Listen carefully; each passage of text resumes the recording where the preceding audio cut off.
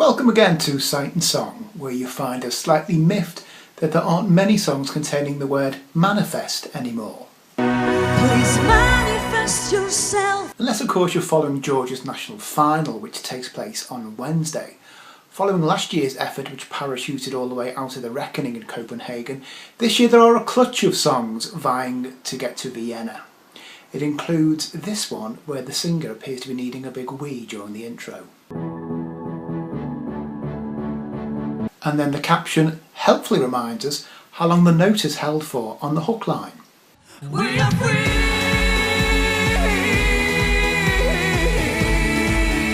Lovely. The favourite for the Georgian ticket appears to be Nina Sublati with her song Warrior.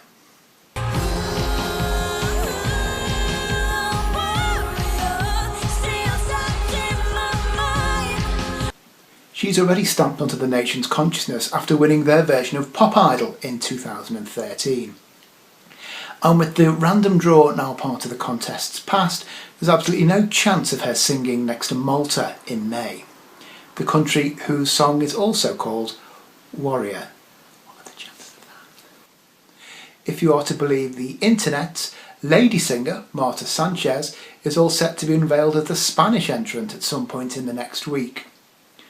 Marta is well known in her homeland, and here she is doing some singing. As you can see, Marta is incredibly cheerful. Here she is on the day Spain won the World Cup. And here is the moment when she found out she had just won the lottery. She's very serious. The Czech Republic returns to Eurovision this year after a 6-year break. The celebrated Czech composer Ondřej Soukup has been named by some news site as the man behind the returning Czech entry. And then it was suggested that he wasn't. And then it was suggested that maybe he is really. We'll have more on this vaguely developing news story as we get it. Following months of speculation, Eric Saad has confirmed that he has taken up dry stone walling as a hobby. The Eurovision bronze medalist of 2011 and the person who was just sort of there in the green room in 2013 has said, according to one source, that he really enjoys it, but he has to stop when it starts to rain and have a cup of soup, as it means the stones aren't dry anymore.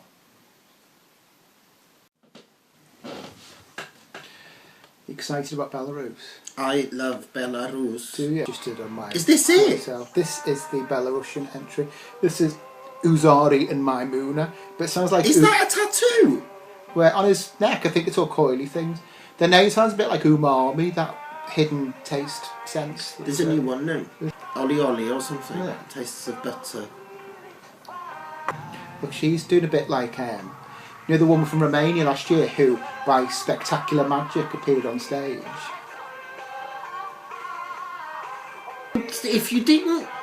If you hadn't said it's from Belarus, I'd have thought it was from Azerbaijan. Would you, why? Because it's got a gimmick and it sounds that sort of thing that they usually do. Oh, I like that bit. They're firing. He fired 5 from his hands and she sort of farted it across the stage. Violinist woman. I quite like it. Thing is, you watch it now and you're on a really rubbish feed, it's all crackly, and probably on Eurovision itself, for it's all in HD. I like it. it. Worked in it, probably be a lot more impressive.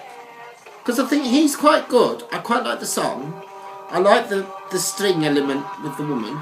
His hair's a bit Hasselhoff though, might need to... Well, it's not judged on hair, is it? No, but he needs to have maximum, appearance potential to get votes from as many... He's wearing a leather scarf. They're doing back to back. I like... She looks like mine in class, I think. And she's very musical. Do you think she was upset about the tax on her mansion in Belarus, the violinist? They don't have mansions in Belarus. Okay. Maybe she just lives in a nice semi somewhere in Minsk. No, they've been hit by a big clock. Yeah, it reminds me of something else. It's like there was that man running in a wheel. It reminds me a bit of that. Yeah. Is that Azerbaijan? That was Ukraine. Yeah. That was TikTok at the time, so same sort of thing. I think I'll have a bit of a spit and polish between now and whenever, and it probably sound a lot more umphy. I probably did quite well. It's raining on stage with Lorenzo next to them. Well done, Belarus. Why? Not too bad. Is it their time to shine? It's like that. I don't think people will love Belarus enough for it to win. No. Harsh words. It's there. not time yet. Sight and Song will be back after this short commercial juncture. Ding a ding, ding ding, all the bells are ringing. Ring ding a ding a ding, ding ding, all the band is singing.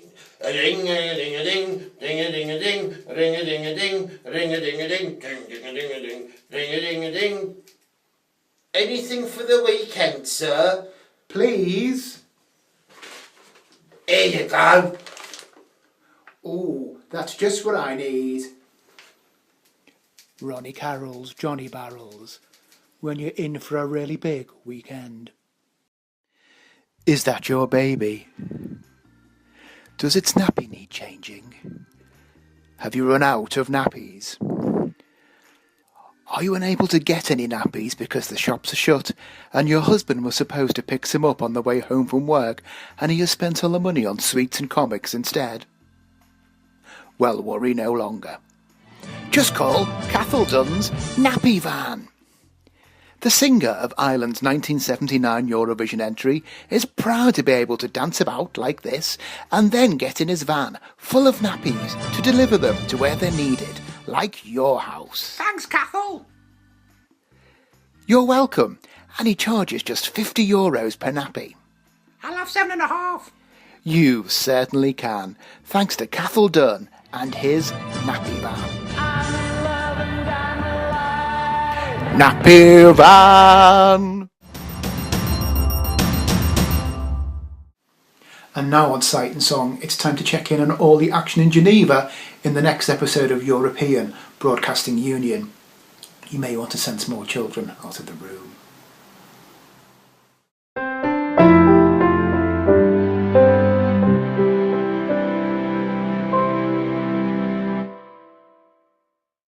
Ta-da! What do you think? It's quite an improvement, wouldn't you say? It's certainly very striking. The word you are looking for is beautiful, and it's here to remind you two slackers who the new boss is round here. Why, where will you be? I am going to the EBU Club. It's the place to be seen around here, and the boss of Eurovision can be found there most evenings. And afternoons. And mornings. Silence. Becoming a member of the EBU Club is one of the most prestigious things I can possibly think of.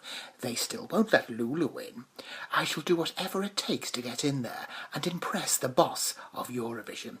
And when I have impressed him, he'll let me be the lady who sits next to him and says nothing at the contest each year.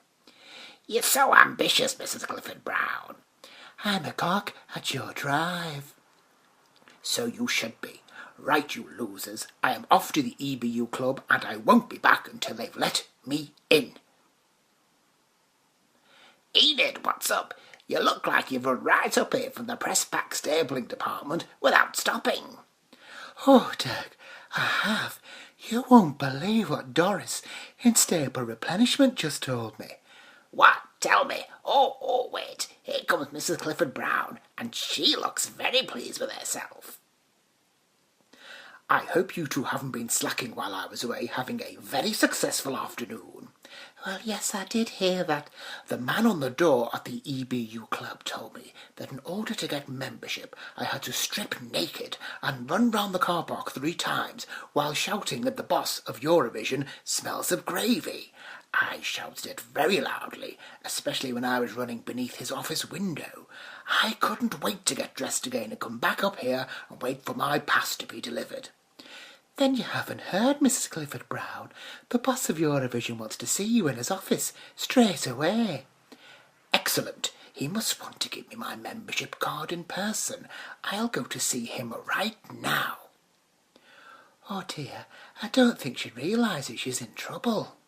The last person who fell for the club membership trick had to go straight round to Lysacia's house and give her 10 standing ovations.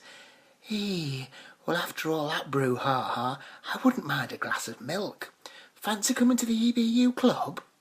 Enid, what an offer! And you were right, it was dead simple to get a membership card. I just filled in this form, like everyone else does.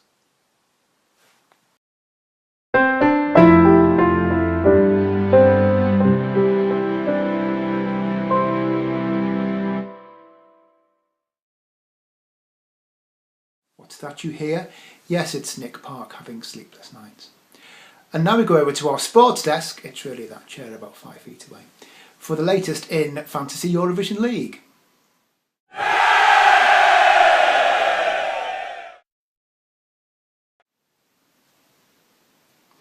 Hello! Now, we have the first set of results in for Fantasy Eurovision League. Thank you to everybody who has signed up so far. Before I read out the first set of results, I know we've had a few glitches in the first week. Some of the national finals haven't been included in democracy scores, so that will be sorted out. Don't worry, if you have put one of the countries down that has a national final which isn't registered on the score, you will either get double points in the next round, or in the actual league table that I've got on my own computer at home, which is what is the official result I know, because it's the combination of the public and private leagues, I will adjust the scores accordingly to make sure you don't miss out. Apologies for that, I did go through with a fine tooth comb, but I think some of the ones already taken place, or ones I hadn't heard of being announced, were missed out. So again, I apologise for that. But it's been great fun, we had a great response. I know some people are trying to join again. Feel free, even if you've missed the first round, there's plenty of time to catch up. There's very few finals have taken place yet, and we've got Georgia to come this week as well, so there's a chance to get some points there. And then Switzerland at the end of January, so there's still time to get some points in the next few weeks and be able to have a bit of get a bit of a headway behind yourself. However, we do of course have our first set of leaders. So, with no further ado, I have a piece of paper in my hand, because I tried to remember it, I'd be rubbish and I would forget. In 5th place is the team LMBTO Eurovision. The manager is Martin Palmer, and they're currently on 79 points. Not bad for the first week. Congratulations, Martin. Leading us into 4th place, and it's Terminal 3 with the manager Connor Tynan, with a score of 80, just one ahead of Martin. Oh, getting tense. You could, Martin could overtake you. And now we go into the top 3. Yes, suitably respectable. No, suitably respectful, I should say, on my part, for the top 3. In 3rd place, we have Team Oz, manager Matthew O'Sullivan, and with a score at the moment of 83 points. Congratulations, Matthew, on the podium in your first round. Not bad going. And in 2nd place, we have Runners in the Night. The manager is Andrew Dindley, and with a score of 87. Congratulations, Andrew. And finally, if I had drums nearby, there'd be a roll. I don't, unfortunately, so not much I can do about that. But in the lead, after the first round of 16, is the Key Change Club. The manager is Mott Jeffers with a score of 92. Well done to Mott. Well done to everybody who's in the top 5. Well done to everybody who's signed up so far. Well done to everybody who is thinking of signing up this week. There's still time to join in. As I say, there's been a few issues with some scores that haven't been correctly awarded. For that, I can only apologise. I did check. I was convinced I'd got everything, and some of the more obvious ones have slipped through. I was quite late at night when I was doing that, but that's no excuse. I should have got it right first time. I will adjust it accordingly. Keep on playing Fantasy Eurovision League, and by the end of May, somebody will be carrying home, or will be sent, the trophy as Eurovision's top sing-song manager for 2015. Could it be you, or you, or you? Oh, I think it could be you, actually. Yes. See you next time.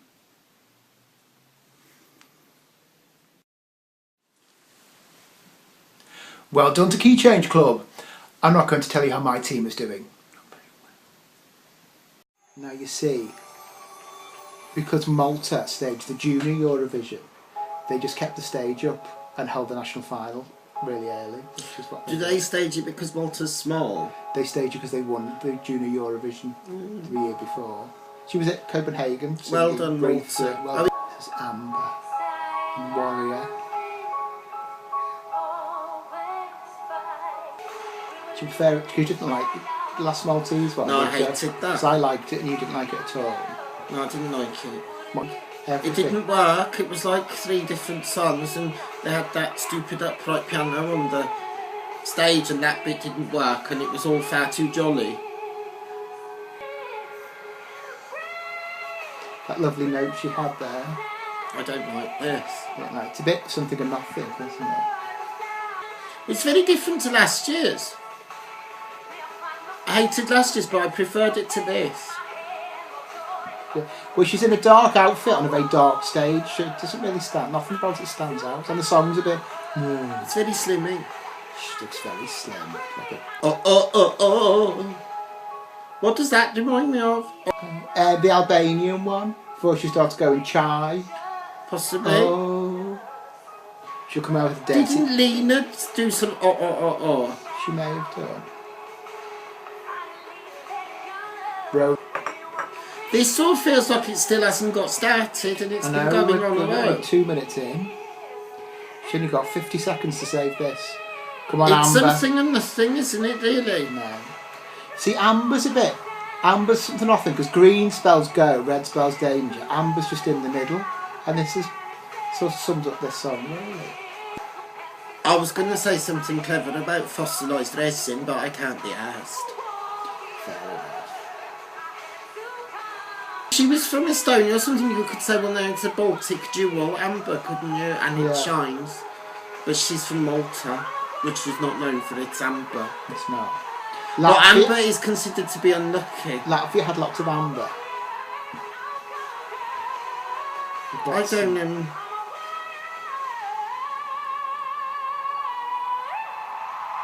Alright. Nothing special. In fact, it's a bit of a bore. Is it? Yeah. It's just, If she told a joke. I would have heard it before. It would be that one about the interrupting cow, wouldn't it? Moo! Yeah. That's all from this instalment of Sight and Song. We leave you with another poorly realised drawing of a former Eurovision entrant. This time it's Luxembourg's winner of 1983, Corinne Hermes. We have promised that we'll burn it afterwards. We'll be back next time for more thrills and spills on the road to Vienna, and feel free to keep in touch with us on Twitter, it's much appreciated. You'll see the address floating around in the screen somewhere at the moment, and until next time, bye bye.